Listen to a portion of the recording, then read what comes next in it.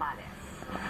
Sa East Seawall naman daw ng Apari, Cagayan, bumigay dahil sa lakas ng hangin ng bagyong Pepe. Nagdulot ito ng matinding baha sa kalapit na barangay. May live report si Marvin Tumandao. Marvin? Tony, nangangamba nga ngayon ang daang residente ng Barangay San Antonio dito sa bayan ng Apari matapos nga buwali ng malalakas na hampas ng alon ang seawall na nagsisilbing proteksyon nila sa paghagupit ni Bagyong Pepe. Nagbitak-bitak at tuluyang nabuwal ang may 20 metro ng seawall na ito sa silangan ng Apari. Ito ang seawall na safeguard sana ng Barangay San Antonio mula sa malalakas na hampas ng alon ng South China Sea. Pero kahapon nga sa paghagupit ni Bagyong Pepe ay tuloy nitong bumigay.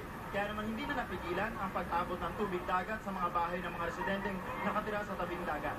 Dahil dito, agad daw silang inilikas sa Apari Gymnasium.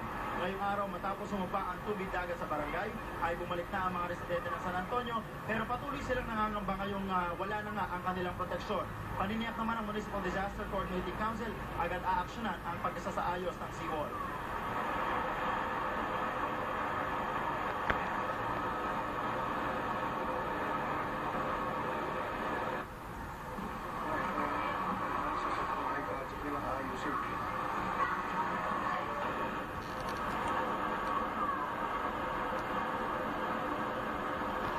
Tony, kasama nga sa... Ilang pamilya ito at so far kamusta na sila? Kagabi daw ay 370 families itong inilikas mula sa Barangay San Antonio. Ito yung mga immediately na malapit doon sa may seawall ng Barangay San Antonio sa may South China Sea. Pero nga dahil humupa na, bumaba na muli yung tubig dagat ngayon ay muli na rin silang ibalik lahat ngayon sa kanilang mga bahay at isinasaayos yung mga pwede pang maisalba sa kanilang mga bahay. Alright, maraming salamat. Marvin Tumandao nag-uulat live mula sa Apari, Cagayan. Manny Pacquiao, nag-donate ng isang